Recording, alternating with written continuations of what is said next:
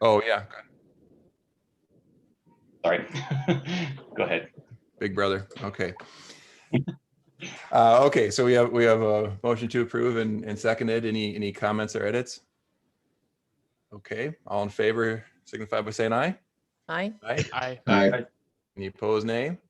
Abstentions? Okay. Item 3, review and approve the summary minutes from December 17th, 2020. I can hear a motion to approve, please. Make a motion to approve the minutes from Okay. December 17th. Second. Okay, thank you. Any all in favor signify by saying aye.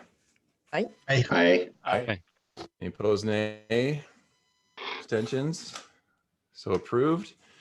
Okay, so item 4, why we're here. We're going to review the emergency rule code proposal to the 2018 IBC. If I remember correctly, we're having this meeting because the full council is meeting to review our work on Friday. And I'll hand it over. John, I see you ready to comment? Yeah, I'm ready. Thank you. Sure. Ray, I don't know if maybe it'd be better because we made a couple last minute changes based on some conversations we had, email exchanges last night and this morning. So I've got a only slightly modified version from what you last saw. Okay, And do I you was want just me to? doing the. So maybe if I could share screen, use mine. Okay, do you want to share screen, then we can make edits, No. and then you can send that to me? Yeah. Okay, I stopped sharing. Okay. John, you don't know how happy this makes me that you said that.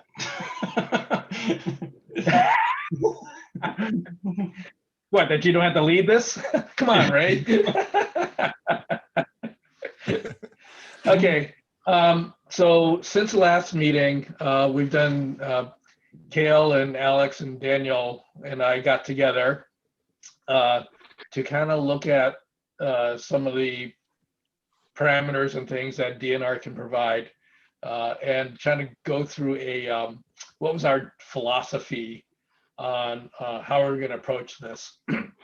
So I've kind of put that together in what you can see here, I think, because I can't, Zoom is a little different than what I'm used to as far as sharing screen. But this first user note, oh, and also I tend to get some lag here. So let me know if I'm speaking ahead of where the screen is. This user note in 1615.1 is kind of what I call the mothership statement that says, here's what our intent, here's what we're trying to do. And we're requiring the use of the Washington tsunami design maps to determine the inundation limits. So where we have the maps, you can use the Washington maps. If you don't have maps, then you determine inundation zones, or how much of the, where are you in or are you not required to do this. If you don't have the DNR maps, then you go to ASCE 7. That's all we got. However, for a good portion of the state, if not all, and we're verifying that, the Washington State DNR does have depth and velocity figures available. So we want people to use those instead of what ASCE 7 gives you. And I've kind of hedged it a little bit here because there may be some areas where we don't have that data, full velocity data, for instance.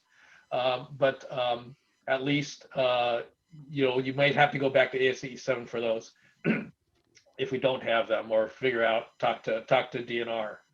And that's the other thing. The other philosophy is that we want people to go to DNR for the data and have that discussion first, no matter what. And keeping in mind that these are, risk category 3 or 4 buildings. These are going to be larger buildings or more significant in some way. Then, it's probably reasonable for them to go talk to an expert about this first. So that's kind of the background philosophy behind all of this. And so the changes we've done, and I've gone through the whole of the chapter 6 and tried to pick out all the places that, where we affect that.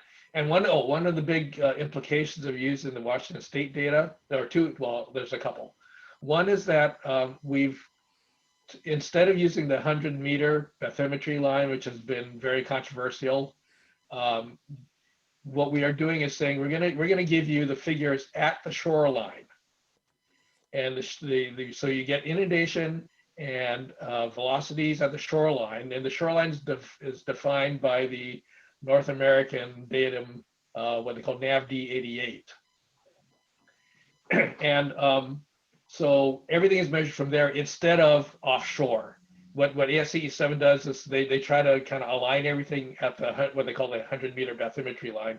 And as we've had discussions in previous meetings, there's some question about that. Number one, number two, you can't get that in Puget Sound.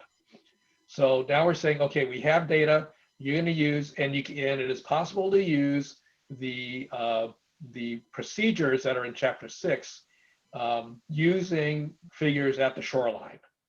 So we can use the NAVD 88 shoreline, and then DNR can get you the velocity and inundation data for most, if not all, of the state.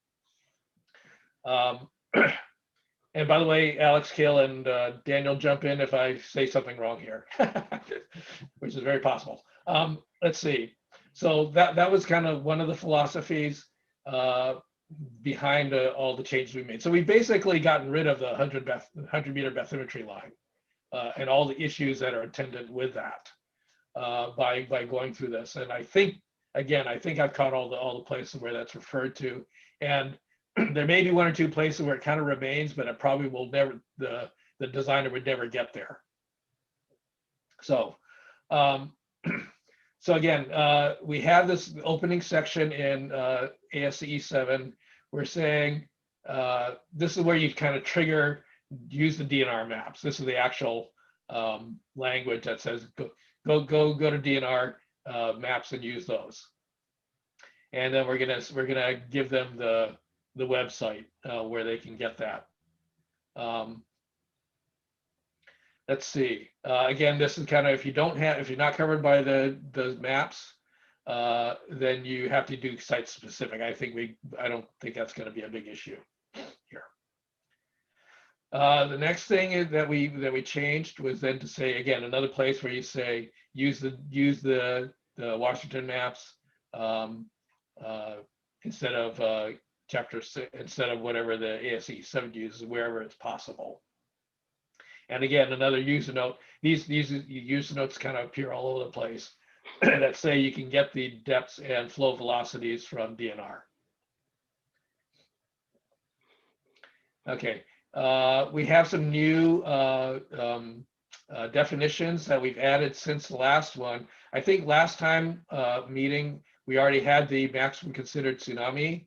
And I think we wordsmithed that a bit in the last meeting. We have the tsunami design zone maps. And then we've added a couple things. Again, I've got some notes on here. If people I don't know if you can read them. They'll be in the whatever I sent to Ray. But I posted that to the website. Yeah, okay. I posted if they want to see them. Yeah. Okay, good. Let's see, let me get that. Let's see, so we've added new definition for shoreline amplitude, and this is modeled on the definition that's already there for the near shore tsunami amplitude, which is basically the 100-meter bathymetry line. But we've said now it's what we're considering the amplitude is at the shoreline, where it's determined by NAVD 88. That's essentially what that says. And then we have the definition of the Washington design zone maps, and these are the ones that that DNR was comfortable officially saying are inundation maps that we should be using. And so these are the ones that we have. These are actually available on the DNR website now, but again, the idea is to kind of pack these into a web page somewhere with some appropriate language on how to use it and any necessary disclaimers. on there.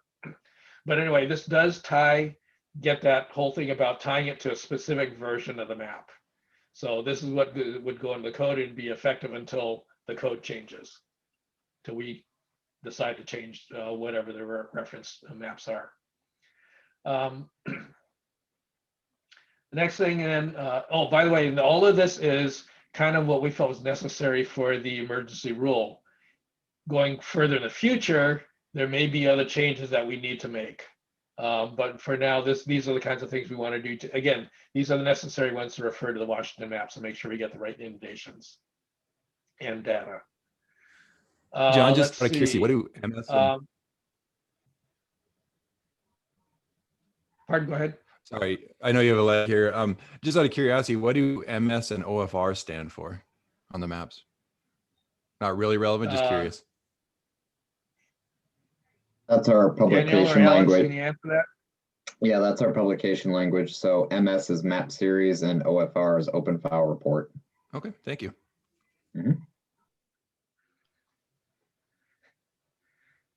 I just picked the names off the website. Okay. Understood. Let's see. Again, we're saying where we have DNR depth and flow characteristics, you have to use them. We don't want you to use an ASCE 7. And you can use those in the when you do your standard, what they call energy grade line analysis. We want you to use those. We'll get to the probabilistic one later.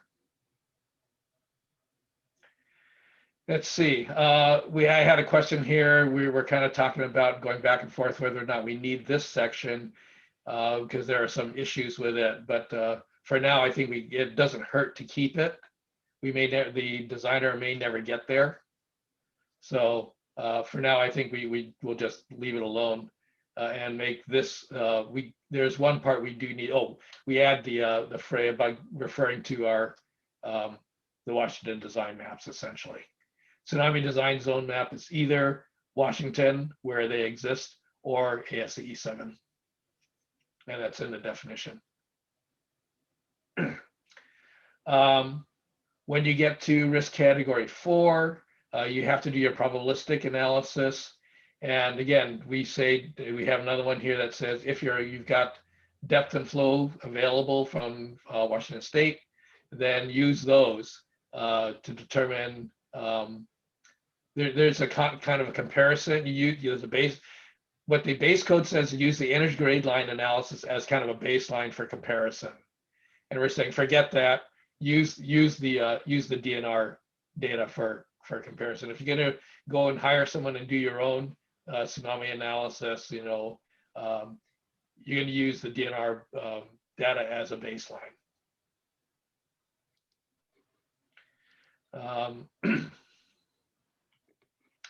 Let's see. Hey, John. This one here is John, by baseline, Yes, do you, Tim.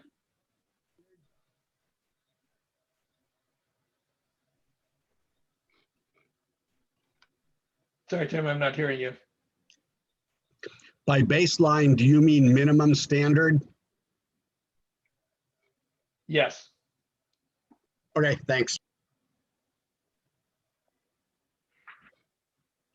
Yeah, we'll come to that in a little bit, Tim. Yeah. So again, same thing. We're in the energy grade line analysis section, and we're saying if you've got the very similar thing, if you got inundation depths and flow velocities, use DNR instead of use those to determine what your design forces do when you do your energy grade line analysis. Now in section 6.7, now you're into the probabilistic analysis section. And again, basically we're saying use DNR. That's basically what it's saying, and contact DNR if you want data. They capture these additions here. Okay, so here, Tim, this is where we use the Washington State inundation models as a baseline. You kind of want to have, if someone wants to go off and do their own analysis, you kind of don't want them to go too low. We've kind of talked about that in terms of how the 100-meter bathymetry line gets used. Instead of using that, we're saying, okay, if you do, this is for offshore amplitude for distant sources. So if there's a big tsunami in Alaska and it propagates down this way, what are you using for design for that? And even though it probably won't apply because our local models will probably override those, will govern the design. We're still saying you can't be any less than 80% of the whatever you get from DNR if you happen to do this. Again, they probably won't get here for this particular one, but we threw that in there just to be sure. And then, what we did here was that there's a table in there that says if you're going to do this probabilistic analysis, here are the minimum moment magnitudes for the earthquakes you need to consider. And based on our discussion with DNR, what was in ASCE 7 was way too high. I think the Alaska Aleutian was at 9.5, 9.4, and the Cascadia was at a 9.2. And basically, DNR says you can't even get there really from a geophysics standpoint. So Well, it's more complicated than that, but go ahead. Okay. You could get there, But anyway, but it's beyond the Yeah. maximum considered. Yeah, it's more than a 2,500 earthquake, a 2,500 year return. We've put these down to a figure that we think is correct and also aligns with the models that we're using. The three down below we didn't mess with because I think there wasn't enough data for one thing, and they weren't going to affect it anyway. Again, they won't govern any kind of design, so we're not too worried about them. Hey, John, can I interrupt the just a second? Sure. There's no S in Mariana. We go over this every year, multiple times. There's no S in Mariana. Okay. Okay.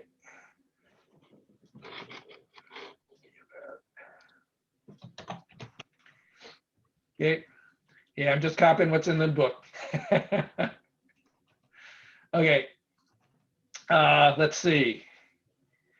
All right. The next one is then when you do a direct computation, when you do your probabilistic analysis, again, if you want to do your own and not use the Washington State models, you can't, again, this is putting kind of a floor on how low you can go if you manage to be smart and do your numbers correct, or maybe you're doing your analysis in an area where DNR has used a larger grid. That's certainly possible.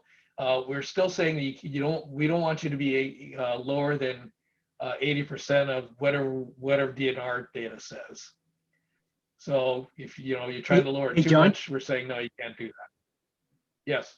Hey, John. Just asking the question. What made you to pick the 80% as a number to use? It's already in the code. It's what they use now. It's Okay, just 80%. Okay. What they use in the code right now is 80% of the ASCE values. Hey, John, could I add to that though, or augment that comment? My understanding of the 80% value is that they know that they are over conservative in what they did for the probabilistic modeling. And so they are allowing for being more appropriately conservative by using the 80% value. The DNR modeling is not over conservative. And so I'm not sure the 80% still belongs here. I'm not going to argue that strenuously, but I think it's an artifact of something that that came out of probabilistic modeling that which typically is over conservative because it considers very unlikely possibilities and incorporates uncertainties more explicitly.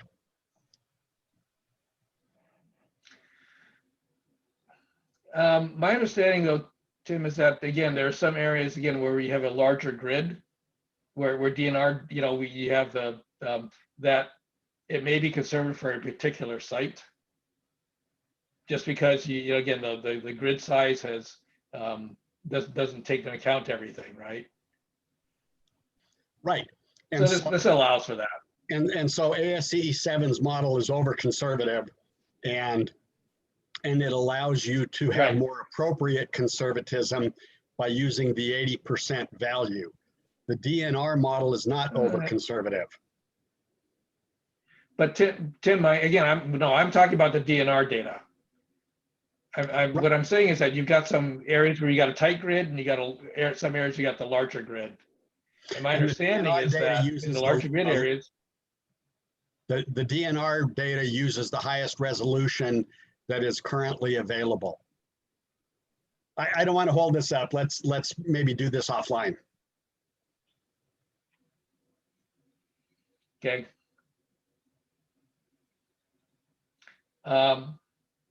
Okay, there are some areas that refer to local subduction zone events. And because again, we have local sources that may not be subduction zones. You have the Seattle fault, Tacoma fault in particular that have been modeled. So we've changed those areas where it used to say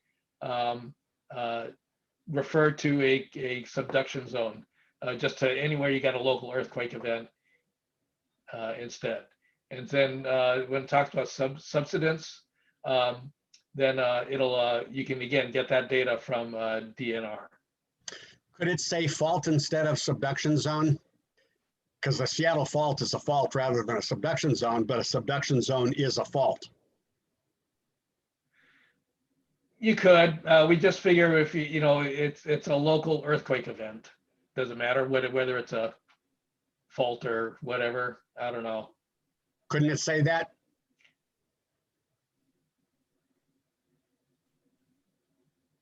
You could. We'd have to go back and I'd have to go back and look at some of the other things.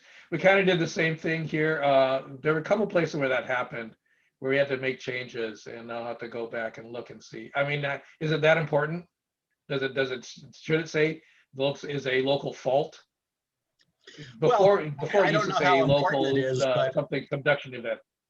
I don't know how important it is, but isn't the point of all of this to cross all the T's and dot all the I's? Sure.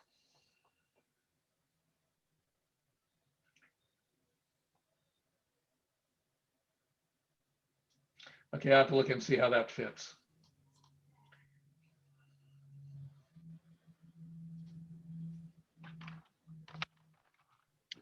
Just all you have to do is say subduction zone or other relevant fault.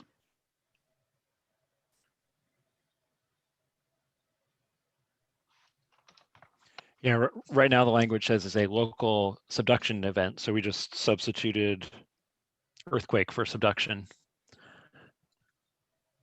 That's the proposed change right now. Yeah. Yeah.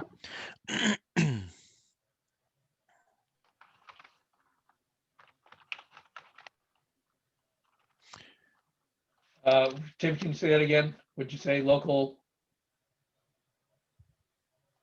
Well, that was Kale, but he was saying substitute subduction zone or other local event.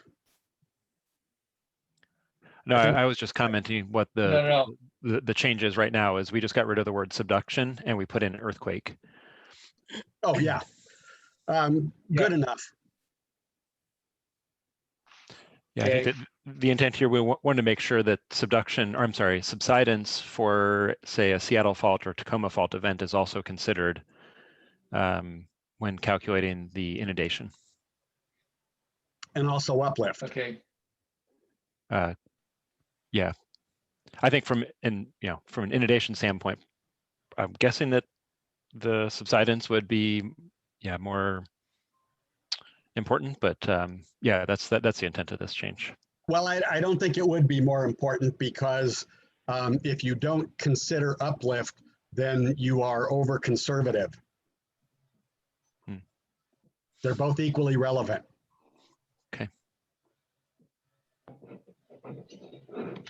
Right now, there's nothing in the code that talks about uplift, as far as I recall.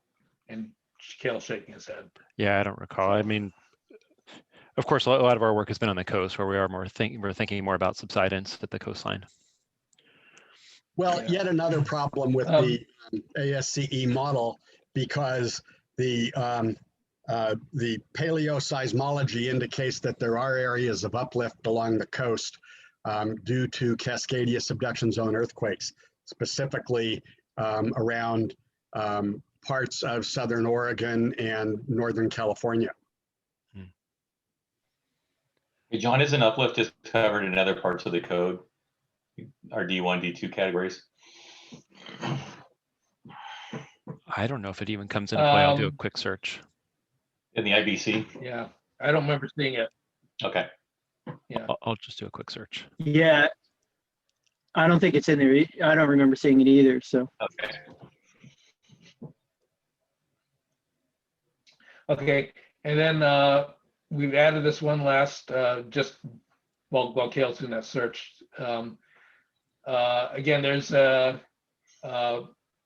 basically there's a section that says you have to design the building for the earthquake first, and then you know, whatever happens in the earthquake, and then you apply your tsunami loads. And so again, there was a small change we had to make. If you got a site that's subject to a tsunami from an earthquake rather than a subduction zone, I think it said subduction zone. I'm sorry, I forgot to italicize the part we're adding here. And essentially it says you have to be designed for the preceding seismic event effects. So again, this used to refer to just a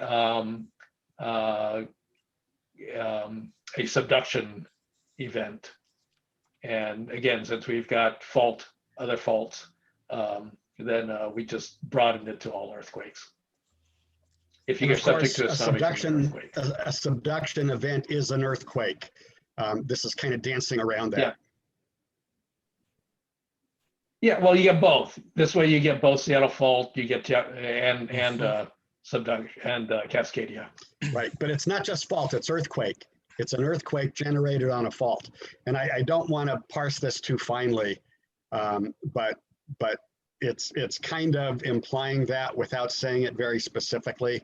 And one of the things that codes are intended to do, as I understand it, is be very explicit about what is required.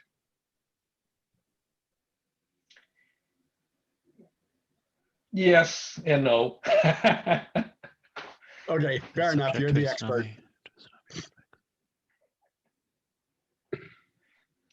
Yeah, so here I think that the intent is. Here the intent would be to, you know, if we're looking at inundation, say in the Puget Sound, and it's caused from a Seattle fault or Tacoma fault event, that the structure should consider the earthquake shaking before the inundation, not Right. just if it's coming from a subduction event as it's written now. Right. Yeah. Yeah. And I guess my understanding is that would be redundant because that would be required elsewhere in the code anyway.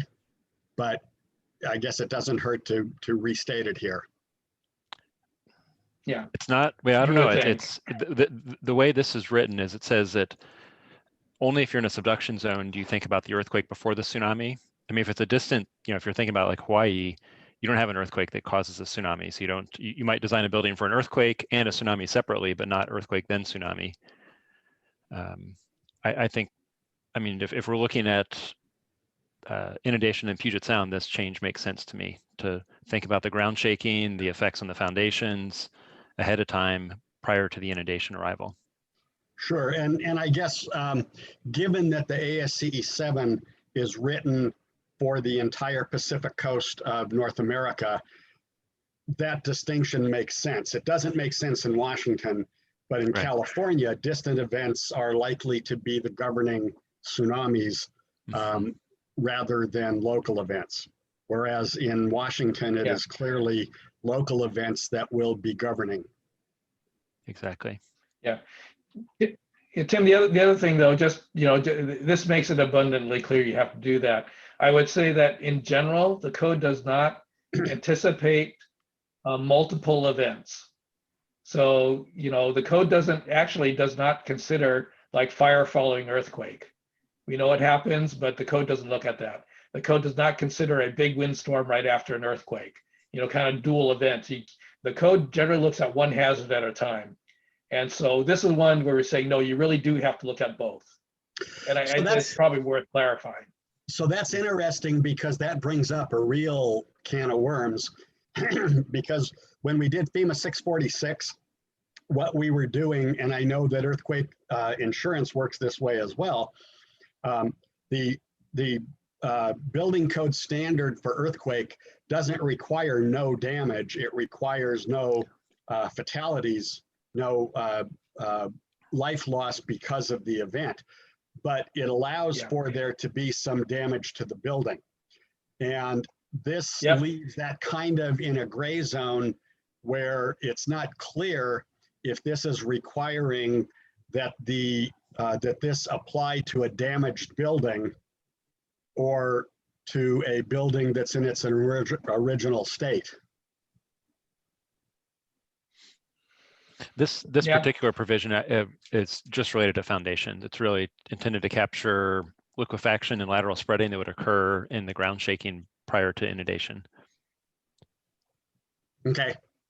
Is language like this carried throughout though? Is that an issue elsewhere in this code? Chapter 6 doesn't have you explicitly look at the performance of the building in the earthquake, and then, it doesn't tell you to subject the building to the earthquake, look at any degradation or damage, if you want to call it that, and then apply the tsunami forces. Right, my but understanding chapter is 5 does. I'm just wondering if there's an ambiguity that arises because of this.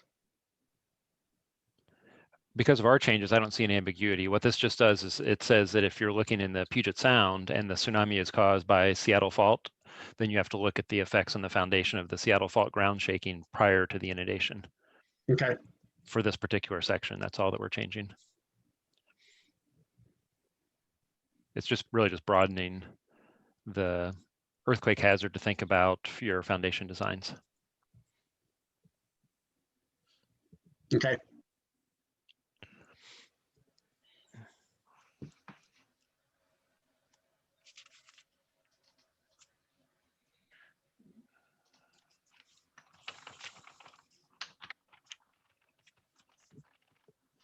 Okay, that's the extent of our changes.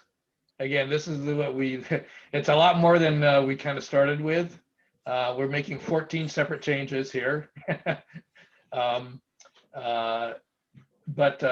we think this will, again, get us beyond, far along down the road enough that that this should be part of the emergency rule.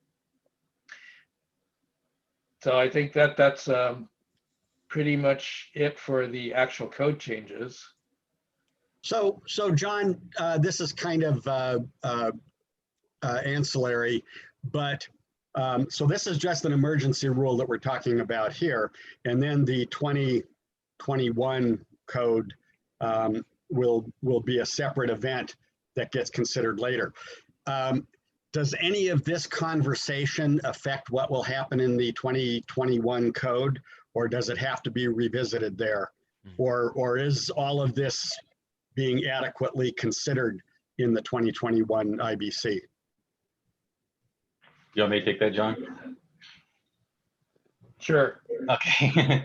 Well, what we're doing, this will go in as an emergency rule. And then this tsunami tag was formed to get something started. Now for the 2021 code, it could be DNR, it could be a group of people. They probably won't, after this is done, I don't know that there will be another tsunami tag, unless the council wants to form another one for a specific reason. I can't think of a time where, well, I've been here a whole long time, that there's been 2 tags for one code book. So this is a good base to go off of. And then when the 2021 codes start going through their proposal cycle, anybody can submit a proposal and it'll be reviewed by the IBC tag of what goes in. So it had to be Alex, Tim, and Kale, that you all get together and make a proposal and say, these are the changes that we want to that rule that we already put in. That will go before the IBC tag. So in other words, Oh, okay. So in other words, we may have to do this again because we don't know that the concerns being addressed here will be in the 2021 IBC. They will be reviewed through the IBC tag because it's an amendment, and the amendment will be looked at and talked about through the tag members. No, that's not what I'm asking. Does the IBC, does the International Code Council, will they have this to consider in what they put forward in this chapter, or the language referring to this chapter, or does what we're doing here need to actually go to ASCE rather than the IBC or the ICC? If we want to make changes to the, if you want to make changes to the actual base code, then yes, these would have to be submitted to ASCE. ASCE probably would not like all these references to the Washington State DNR. Go talk to DNR. You know, they wouldn't want to do that. It would look a lot different, but you can't. It'd have to go into the next cycle for ASCE. Really, all these changes that we're doing here. Okay, fair enough. And we've talked with them, at least with Gary and Ian, quite a bit. So we're on to that. Yeah. So if that keeps on going, then it'll be the 2028 wow, ASCE 7. I won't care anymore. They're working on a 6-year cycle. I think we'll be many of us will be fully retired. So can you guys see my screen, the proposal? Yes. Okay. I highlighted a couple sections. I filled the proposal out. I didn't know what the tag would like to put here, like briefly explain your proposed amendment, including purpose, benefit, and problems addressed. John, I'll do this and then I'll just add it over whatever you send me. Okay. Oops. Didn't plan on that happening. Ray, this is Todd. Do we need to review though that we're doing this emergency rule, and then we expect an intermediate step where we would go into permanent rulemaking right before the next cycle, or is that an incorrect statement? No, I believe that's correct, because it's this emergency rule will only be valid for 120 days, and then I'm sorry. No, go ahead. So that permanent rulemaking, does that need a formal application, or are we only, the formal application is only the next code cycle, correct? Currently, yeah, we can do off-cycle rulemaking. But I'm trying to remember. I think that's what we have to do to get this one in, because that's only 240 days. It doesn't give us a full year to when we actually adopt in the 2021 cycle. But that'll go through the building code tag. Yeah. Is that correct? That is correct. I'm sorry. Yeah. So this is really considered an ad hoc tag that correct. Could be dissolved after we submit this, right? Yes. And I would and okay. I'll build on it, obviously. And John, are you on the building code tag? No, I'm not. Because I mean, yeah, like I say, we could anybody can submit a code proposal to the building code. Anybody in the public, but yeah. I would recommend when it comes time that they start reviewing proposals, that anybody can join the tag. They may not be a voting member, but they can bring up their concerns for this section 1615 and plead the case to the tag of why we need to keep or change anything that's that we're adding right now. Hey, Ray. So Ray, what's the Go ahead, Micah. Oh, I was going to ask a question.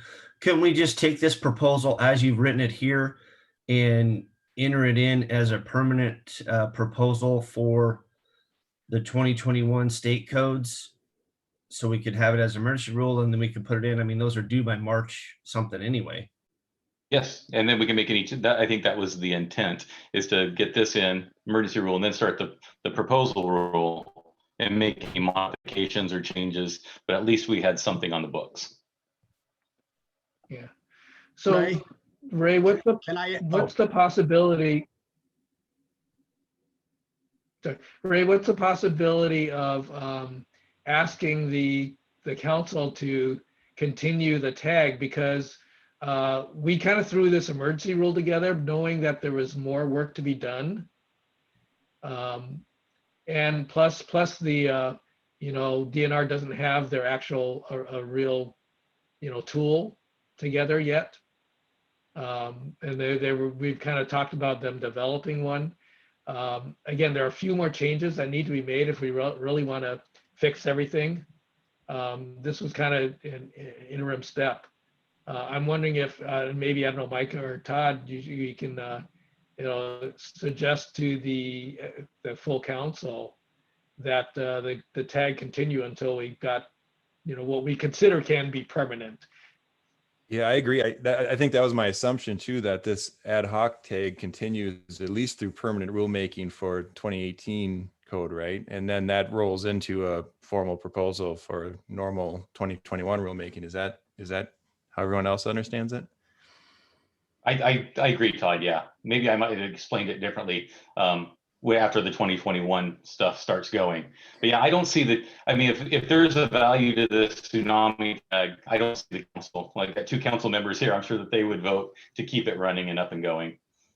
Because I obviously don't mind. The tsunami tag is essentially going to be the applicant, whatever the structure of that is. Is that correct for the 2021? Or if a formal application needs to be made for the 2018 permanent rulemaking, is that correct? Yes. Or is that already in motion? We can roll right into permanent rulemaking at the will of the council for 2018. I think after, if Stoyan, the new managing director, wants to go into off-cycle rulemaking, we can take this emergency rule and roll it right into off-cycle rulemaking and put it in. So that's a good opportunity there, right, John, to your point? Yeah. Yeah, and then we basically, that buys us 240 days to actually finish the work. And Ray, can I add one more comment on number 6? This amendment is also needed to address a unique character of the state. And it says that you can select more than one. Okay. Yeah. One more point, Micah, you made. I'll ask a quick question here. Micah, I mean, I think you're right that we have a deadline of March, correct? If we actually want to get a proposal into 2021. Is that right? That's correct. And that would be a state proposal. I know there was some talk of something national, but national comes up in 6 days, 5 days. It's not happening. No, not a chance. And then I was going to joke, I want to put don't know if I'd vote to continue the tag just because I already have enough meetings, but I'm totally kidding.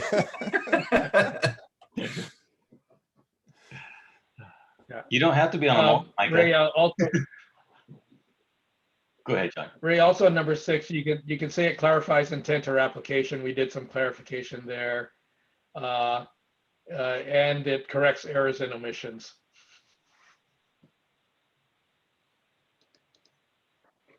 And there's a couple minor. The full council I see on the agenda for Friday is also dealing with appointment of committees. Can this be on the agenda to discuss the will of the council for the tsunami tag? Yeah. I don't even know if we need to, I might have spoke out of turn. I don't even know if we need to do anything at the council. We just keep the tsunami tag going. And I don't think the council's already approved the committee or the tag. So until we say we don't need a tag anymore, I just say we keep running with it until they tell us we need to renew it. And renew is a bad word, but I say we just keep it rolling. I I don't think we want to add any more to that council meeting on, on Friday. Fair. Hey, Is hey somebody- Ray, I this is just Hoyt. This is Hoyt real quick. Just a quick question on this. I also thought the tag members that are on there, if technical issues or questions come up, we tend to help out with those technical issues. Is that correct? Or That is correct, yes. okay. Yep. So I think that's another reason why I think it's important to keep this, because this isn't, I mean, you know, most of us have been studying it, or I've actually been really studying this to try to understand it better. But the general community out there, the design community, is not going to be as knowledgeable in all these procedures in many ways, especially when we make this rule in there, and then how to enforce it on the tsunami areas and the smaller jurisdictions. Some of them will need some guidance. So that's just Yeah, when my I two said cents. that, what I was saying earlier about the tag, I probably spoke out of place. I mean, this is a very unique tag. I was kind of going off normal standard practices of what it has, but this is very unique. This is it's hard to get a tag member on a building code tag that has, obviously we need 10 people to come up with the right process. So like I said earlier, I think we just keep this going until we don't need it anymore, which we'll just keep it running. And we can even probably, being where we live, at some point in time, maybe it's just a normal tag that we have listed at the State Building Code Council. Just a thought.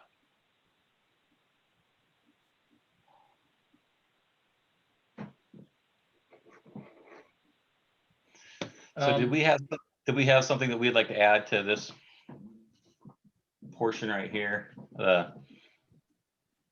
Explain. Oh, I'm sorry. Um, We have to, yeah, our explanation of this. I mean, I think could come up. I could come up with something. I think a You lot of got- the intent Can- is can to you- bring ASC 7 and the published DNR hazard maps into alignment. Okay. Here's specific- You know, that's where we started, right? Is you know, with Karina's presentation showing a lot of gaps or inconsistencies between the two. So I think that's one big goal of this, is to remove those inconsistencies. Well, Okay. also to fill the gaps, right? So that there's the proper coverage, so people can make the right decisions uniformly across all of, the coast of Washington. We have to figure out how to write it, but that's the philosophy, at least. And so this is the minimums. So by doing this, this is about life safety, right? Because this is critical to life safety for tsunami risk. So I think, filling those gaps and, bringing these into alignment, to save lives. But it's more than that, though, because one of the arguments that we're making throughout is that there are elements of what is already in place that are over conservative. And so some of what we're saying here is not to save lives, but rather to save money, to not over design a facility beyond what is necessary for life safety. Well, that's absolutely, that's a good point, Tim. We should make sure that nuance is in there. However, again, that comes back to life safety, because if something is too expensive or it's prohibitive and then people don't end up building it, then you're not saving lives. Right, that's a nuance that's useful to have in here, but it is a nuance. Yeah. Okay, I can off that I can come up with something. This is it's just kind of like a pointer. And then the economic impact, I know it's going to have one. So we just add something along the lines of construction within the new inundation zone from DNR map. Well, and you can, what Yeah. Maximilian just said, that's part of the economic impact. There's pluses and minuses. Some areas will be affected that wouldn't have been by ASCE 7. On the other side, yes, they'll save money because we're not being overly conservative. It only applies to again risk category 3 and 4 buildings. So, I mean, it's not every building that gets affected by this. Yeah. Um, I think I could put that in there that economic impact will affect all construction and risk category 3 categories. And we'll probably fine tune the council meeting. And some will have, cost savings, and then some will have to be brought up to the standard. And not to put too fine a point on it, but this will have an effect on construction that isn't governed by the IBC. For instance, by the highway one, I forget what it's called. They will probably look to this as well. Okay. All right, I can run with those. So Ray, do we need any formal action today? Just a recommendation from this tag that to the council? And then the second question would be on Friday. I don't think we anticipate any resistance, but there is a public comment opportunity there. Is anyone going to represent the work here? I mean, I'll be, I presume I'm going to attend if necessary. Okay. Okay. So one thing I just wanted to add as a question here is would it be wise to put in that this whole process is helping to clarify and to somewhat simplify and standardize so that everyone's on the same page as far as standards, in all of the zones, the whole tsunami zone? Is that something that would be worthwhile to wordsmith in there? I could do that, but I think in the I have already that we're going to remove inconsistencies throughout the code. So Okay. I thought that might cover it. I think that might cover it. I'll put something in there. Because, in the economic impacts, some will gain some benefits because then it's standardized, and some will have to then end up having more strict than they would have normally because they happen to fall within that gap. I wasn't sure if that was something that would be good to clarify. Yeah, I'll add something to there. We try not to get that part too big in case we got to put a full economic impact in there. Okay. that gets huge. We'll just basically we just got to get it in there. Like I said, this is an emergency rule. There'll probably be another one. Get it in there, get the council. At least they see where it's going to be. They may ask what kind of economic impact during the council meeting, and then we can bring that up and verbally. It's basically a tool for the council to know what they're voting on. Got it.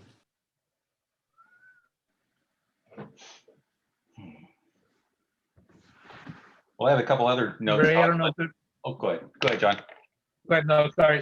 I'm changing subject. Go ahead and finish. I was changing subject too. Maybe yours was better than mine. Well, there was that whole issue about DNR coming out with new maps or new data. I can't remember which it was. Yeah. Alex and Daniel, you had There's the rest. they're going to be continuing to publish because we're finishing up the modeling in the next year, and they will continue to publish and hopefully have everything the L1 and a lot of the Seattle fault done within the next, I think by the end of 2023, hopefully. Yeah, so our current plan as it stands today, no more world altering events notwithstanding. We hope to have the L1 Puget Sound Pub published by March. And that actually, I think, might tie into that permanent rule discussion that you had earlier.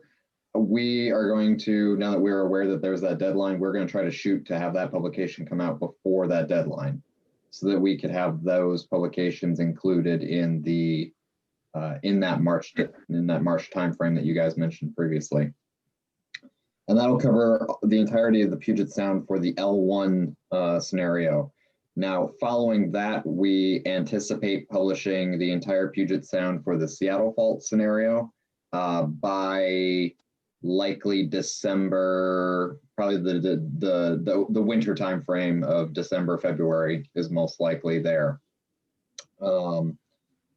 Following that, we have a few more outstanding locations on the coastal areas that need to have publications and models completed, particularly the northern outer coast and the Strait of Juan de Fuca.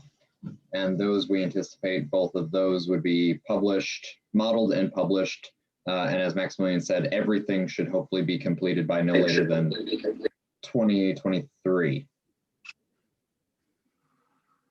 It strikes me that that is, while it will be relevant in the future, it seems that it's not very much different from the fact that the USGS updates the National Seismic Hazard Map every 6 years or so, and the IBC uses whatever is the most recent version when that happens. And I think that seems likely to be how this would be done.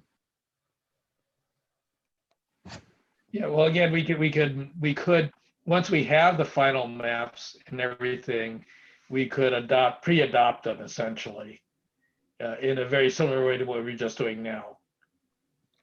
What you would do is take that language, Ray, if you could scroll up to the definitions where I have that table of the maps.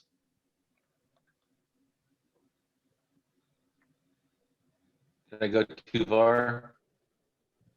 No, keep going up. It's toward the top. There's that table where I got all the map designation.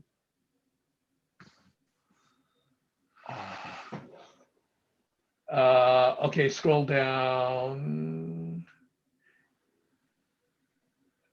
Oh, sorry, no, sorry, it's up. Sorry, you're in I'm behind here. What's the number? Do you remember? Let me get my document here. You're looking for 1615.2.4. Oh, there it is. So you're in, yeah, that. So what we would be doing, maybe in another 3 years, would be adding whatever new designation maps, whatever else we've got in between now and then would be added to this table here. Well, and you know what ASCE does in Chapter 5 is it refers to whatever is the most recent National Seismic Hazard Map from the USGS. Perhaps the tsunami. Go ahead. Mhm. No, they don't refer to the most recent. They actually lock Right. in a version. That's Right, correct. which is the one that's current at the time that they do it. They don't use the language Yeah. most recent, but they lock in whatever is most current. Right. So do we I'm have just saying that Yeah. same logic should apply here.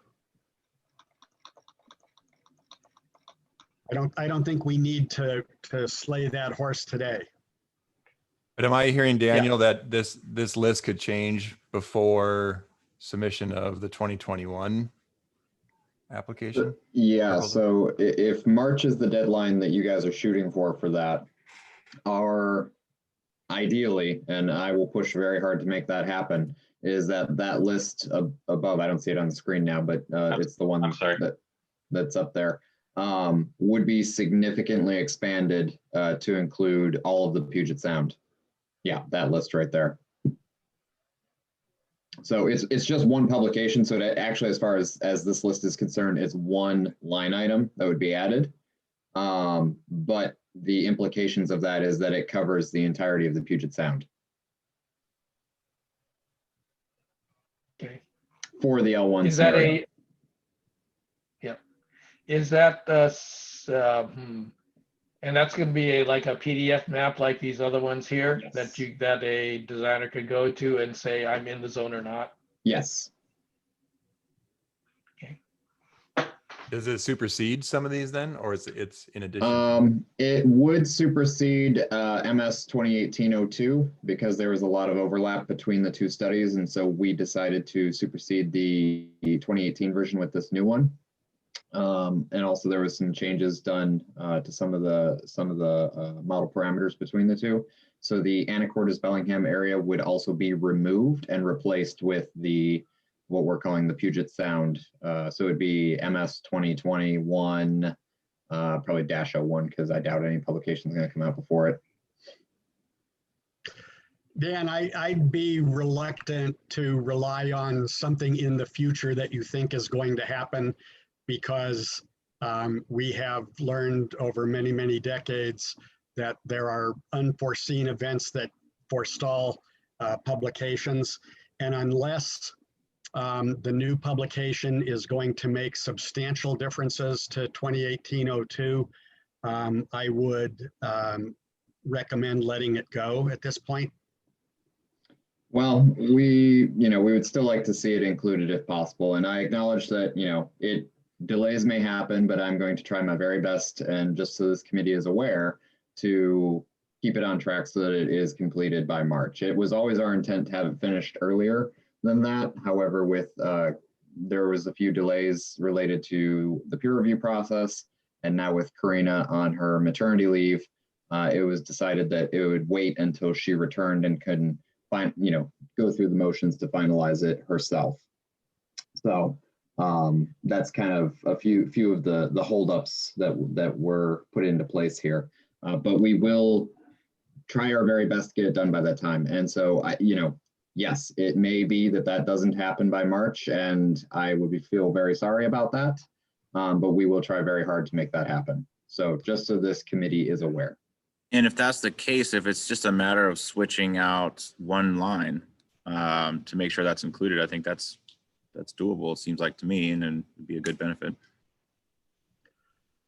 So the way I sort of agree, but I would argue that unless you know that it's going to happen, you want to be really careful about putting language in a document that claims that it did happen before the fact.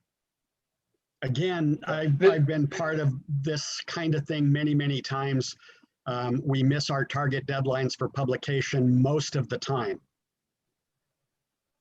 Yeah, what I would anticipate is that this rule will go in as it's shown, because we got to get it to the council tomorrow. So Exactly. So it's good. So I would anticipate that this would go in like it is. And then the March deadline is for submittals to change the 2021 code. And so that's going to be a longer process anyway. And I'm pretty sure you're allowed to amend things as you down the road anyway, right? It doesn't have to stick to exactly what you submitted. So this would be kind of a placeholder at least, for 2021. The other thing, Ray, and I don't know if we want to do this, but I'd have, that's something we could talk about here, is we could get this in an emergency rule now, and then when it comes time to re-up in 120 days, is it a new emergency rule if we decide to update the map list? Or would it be? I think it would have to be this emergency rule, because it'd have to go through public comment again. I'm not 100% sure on that, but I think for transparency, upping this proposal it'd probably have to submit a new emergency rule, and that might get into some design flaws. But I'm Okay. erring on the safe side here by saying that. Sure. I understand. So, but we could theoretically file another emergency rule, and the only difference between that emergency rule and this one would be the map list. Yeah, we could. And it would have, we could yes, it file would one have to go through public comment and everything else. Yeah, we can file one at any time we want. We can go before the council and say that, and if they approve it, great. If not, it's Sure. Yep. So I had a quick question. These highlighted, I'll get to them. I don't know if you can see it yet. We have the main web ULR for maps. Do we have those links yet? Are those links something we could fill in? We do not yet. No, that's something that my team is going to be working on this next week or two. Okay, because the only concern I have with that is if we take it before the council and we are referencing a ULR that doesn't exist, they might say bring it back to the next, because it's going into effect immediately. So, or we can. So here's the thing: is there is a page on the DNR site with the tsunami page where the maps are available. They're not. Yeah, so that John is right. There is a page on our site already existing where all of the above referenced maps are available and can be obtained. But the idea that we had at an earlier meeting and was discussed was that we would produce a new web page that was specifically directed and designed for this purpose, so that it didn't have any sort of extraneous information that was not relevant to the building code discussion. So that was our intent, was to make that page. I think the more important consideration is not whether there's a map available, but whether the data for an individual pixel is available. Well, I gotta have something to reference. I can't put this in the code. I can't reference this, and there's not a legitimate map to reference, especially if we make it. The maps are already published, right? The maps that we reference are published. Okay. Yes. Are they, there? Yeah. Are they changing though? Are they locked for? Yes. Okay. They're locked. They're not. Don't think this said no, and somebody said yes. Oh, sorry. Yeah. Yes, they are locked. They are not changing. Locked. That's Okay, the way the publication process works. Those maps exist. They are locked for eternity or until the end of the world. Okay.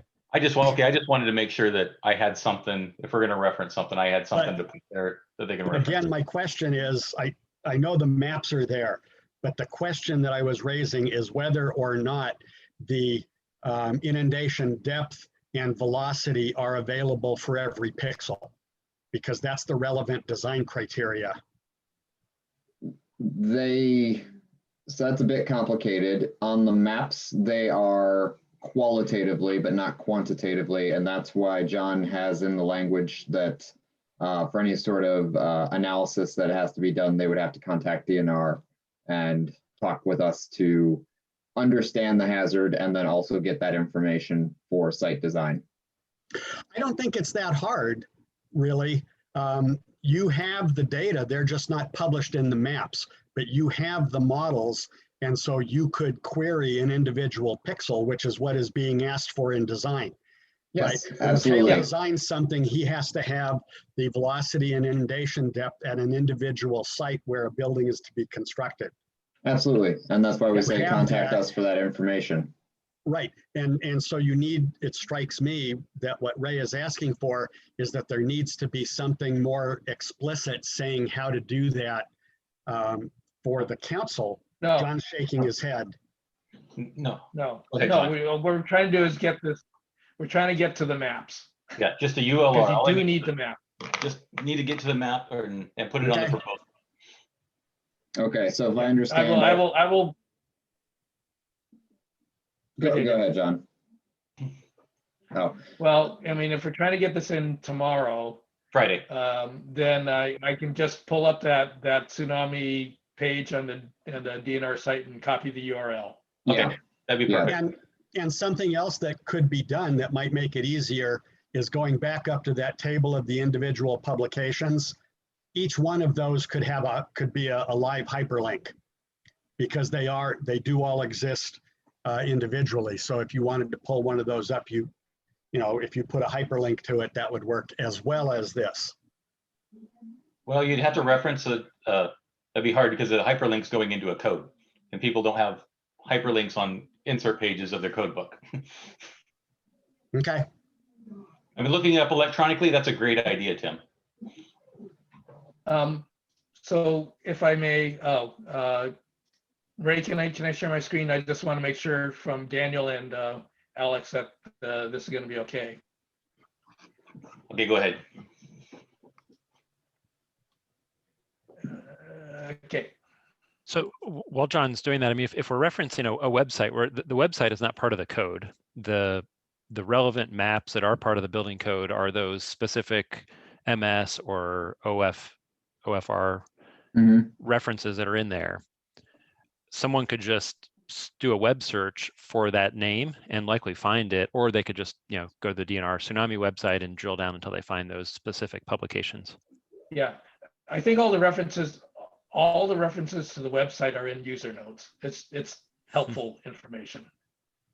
Yeah, so So- this is a list of what we've published so far, and all of the things that were in that short list on the code document exist right there in that table as well.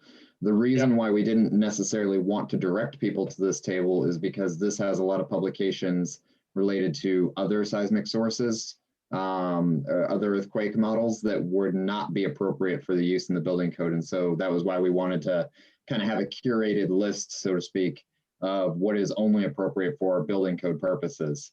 But we honestly can't get that page built in 2 days. So if it has to be done by Friday, then yeah, John, I'd say this is a adequate URL to use. And I don't really see that that's an issue, Dan, because the table above shows the exact name of the publication.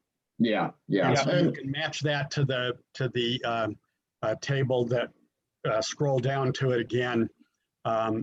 So there's no ambiguity. There's just a little bit more information on the page than is necessary in the code, but there is a one-to-one match here with that table. Yes. Well, I think this would be great. At least we have something on the proposal. Okay. I will do that. Okay. But maybe it should be explicit that only the above referenced in the table ones to that website are relevant. I think I think it's already clear. Yeah, with them being there, that makes it happen. Okay, it's clear to me, but it's amazing how ambiguities creep into things and how people can misunderstand stuff like this. I'm always in favor of over-explaining rather than under-explaining. Yeah, the good news, Tim, is that the designer's gonna have to contact DNR anyway, and DNR can give them the right information. Fair enough. Well, I had that question, and then I want to let you know your books are on the way. With the COVID and the holidays and everything, you should those.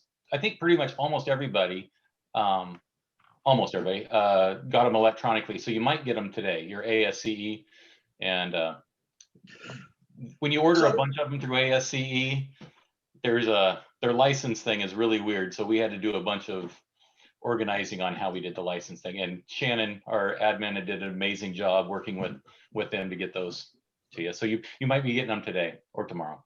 So Ray, I'm a little puzzled by that because I got an email from Shannon saying that the order was put in and it gave me a link to it, and I pulled that up and I saw the order that had been submitted to ASCE, and it listed 4 PDFs, but none of them were live links. And I couldn't find a way to get to them. Are you saying that's going to be fixed today or tomorrow? I'm not sure on that. I'll touch bases with Shannon today, and I will have her send out another email for clarification if that's happening. Okay, thank you. Yep. So I got the link yesterday, was able to register and download the IBC document, the 4th printing or whatever it was. There's you get whatever version. It was wonky. You had to really dive into the site to find it, to be able to download it. So it was not intuitive, but it is possible. Okay, Tim, were you talking about the ASCE or the IBC? The IBC, sorry. Okay. I'll ask Shannon. Maybe IBC has some directions online that we can cut and paste. Yeah, as Maximilian did, I registered as well, and I got the screen to come up, and it listed all of the PDFs that were relevant. They just weren't live links, and I couldn't figure out how to get to a place where they would be live links. Okay, I'll see what I can come up with for you, and I'll Thanks, send Ray. out a mass email.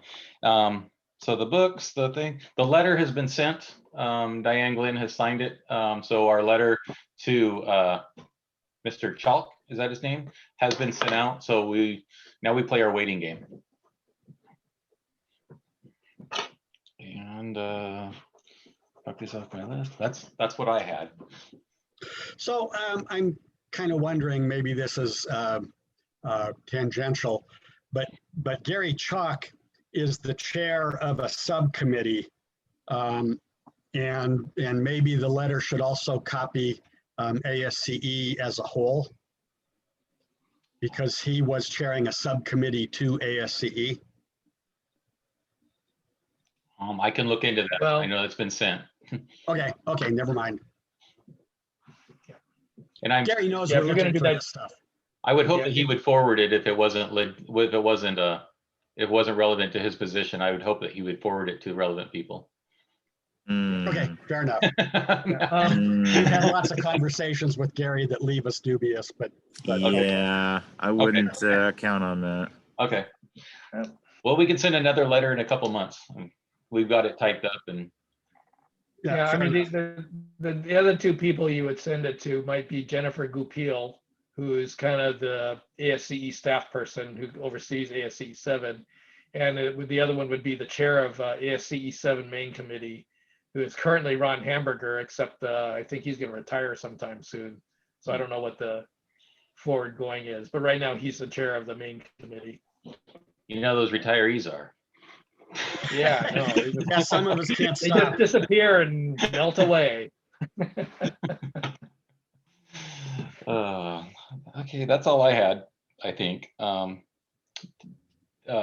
John, you'll get these links on there and then send it to me and I'll do the thing. Todd, are you Yep, I've gonna, already done. I'll be sending it to you in just a sec. Todd, you and John want to work together on council meeting day on how to present this? Or I can work with John. It's just gonna come up and they'll probably point to you first, Todd, and say, since you're the chair. Sure. And then John, you'll be online. So before public comment, we have the opportunity to discuss, right? And Yeah. So exactly when's that meeting? I do not have that on my calendar for some reason. I'll send it to you. It's the council meeting on Friday. I'll send you a link to it. Okay. And that's an open meeting, I assume. Thank That you. is an open meeting, yes. Yep. What else was there? It's more toward, it's about at the middle of the meeting on the agenda. Everything should go pretty quick. We got appointment of council members and stuff, and then a few public comments. The public comment does say for things not on the agenda. So hopefully we don't get a lot of people public commenting on the effective date, because that is on the agenda and they can comment at that point, but sometimes that happens. although I see we are item number 9 after the number 8, which is the code effective date. So that could draw on You a can, little bit. But Todd, you can, since that's probably going to go a little longer, and we have some people that only have vested interests in the tsunami tag, you can ask to modify the agenda to switch the tsunami tag and the, okay, and, I might do that. Yeah. just a quick modification. Okay. That way, people who aren't, because that might take a lot of public comment and a lot of time out of the meeting. Okay. Let's do that.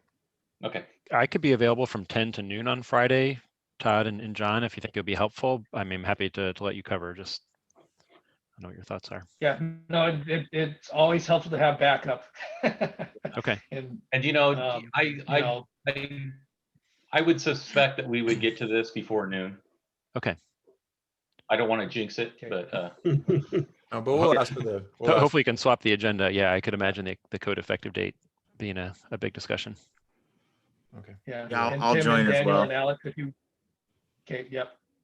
Tim, Daniel, and Alex, if you can be there too, because just again, all the brains, the actual folks who know what they're talking about, Yeah, would be good to have. absolutely.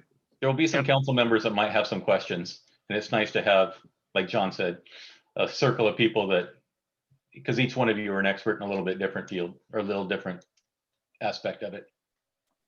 Yeah, absolutely. Will you be sending out that meeting invite then, Ray? I will send the agenda to the meeting to the tsunami tag, and that'll have a link to the meeting and everything you're going to go over. Perfect. Awesome. And let me see here. I got it. Yeah, you can. There's a place that you can just click this to join the meeting, and Yeah, it's in the chat. It's in the chat. So you can, Oh. I just clicked on it and it opened right up. So Okay. Yeah. Perfect. Okay, Yep. thank you. Thank you. And I'll still send this proposal out. I don't think that there's anything on there. But yeah, like I said, most things should go pretty smooth on that. And I think, yeah, if we can swap those two on the agenda, it'd be great. Does anybody have any questions for me? No tough ones. I have a comment. I just want to say that I'm really happy. I mean, this is phenomenal work, y'all. Thank you so much for working on this. This is critical for Washington State, and I know it's taken a lot of effort to put together. And I really appreciate everyone's hard work. So thank you. Well, Maximilian, I can tell you that DNR has been amazing to work with. Like I said, I've worked with the Tsunami TAG, and I've worked with the people their name's Ashley with the fire code, and I think I said this last meeting. It's gonna be nice to work with DNR and get some maps that are specific to Washington State. And being that you guys work with maps, and we can put something in our state code that makes it specific to Washington State, not a broad thing, has been amazing for the building code end as well. So thank you to DNR. Absolutely. You guys are welcome. I'm happy to be involved. So do we want to schedule another meeting? Todd, I'm jumping around. I'm taking over your meeting. I'm sorry. You're okay. We're through 5. Now we're on to 6. And feel free, Ray. So we have a council meeting on the 8th. Today is what is today? The 6th? Yeah, 6th. The 6th. Yeah. Oh, one more thing, John, I got to post this to the council meeting as soon as possible. So I'll work on my end at the bottom if you can get those corrections sent to me. So if anybody wants to review I'll have this, it to you. Okay. Sorry. I'll have it to you right after the meeting because I already made all the changes. Okay. And if anybody wants to review this, it's going to be posted on that.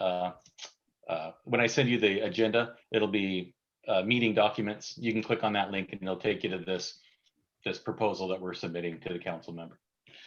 Okay, So today, I was going to say, I'd propose that if everyone's okay with it, we keep the same rhythm. We do one more meeting in 2 weeks to regroup, get the feedback from the council, but then more importantly, establish if we need to go on a permanent rulemaking and then the March 2021. So I think it's timely to stay on it.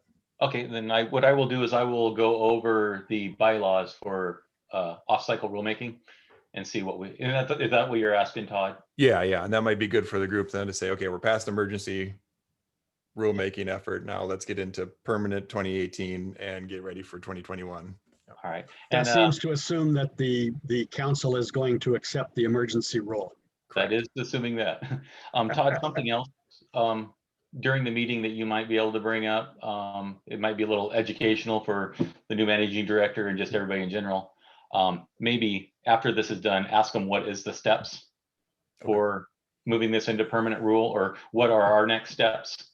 I'll do my own research, but I mean, at least the council's aware of what the Tsunami TAG is shooting for and what we're trying to accomplish. And before we lose Richard. Yeah, because if we have a meeting on the 20th, Richard's gone. Richard will not be this will be the last meeting with Richard. Right. So it'll be, and we always have Krista too. I mean, she knows that back end. She's phenomenal at what she does. But I'll read the bylaws as well. Okay, so we'll set 2 dates from, are we falling back to Thursday? I can't remember why we went to Wednesday this time, but were we going back to their Thursday Probably slot? Yeah, we could can Probably did we so go could back meet to before the Thursday? I think you're right, John. We were trying to get before the committee meeting. Yeah. Yeah. So that would be the 21st. That Thursday. That's a holiday week. I don't know if people have that off. But Well, the 18th is the holiday. yeah, it's a holiday week. Okay, so Thursday the 21st, I assume at 10 is what we do, right? Okay. 21st at Okay. 10. Are we 2 hours still been good for everybody? I think we've been accomplishing everything we need to in a couple hours. Or less, yeah. Okay. All right, I will set that meeting up and get it sent to you. Hopefully you'll probably get it today. Well, probably not the gov delivery. I try to span out the gov delivery till the max in case we have a change to the agenda or something comes up and we got to move something. But yeah, I'll get everything set up and ready to go. Thank you. Thank Great you, work, Ray. everyone. That's exciting. Thank you. Sounds great. Okay, then let's adjourn. Yeah, thanks, everyone. Again, sorry I was late.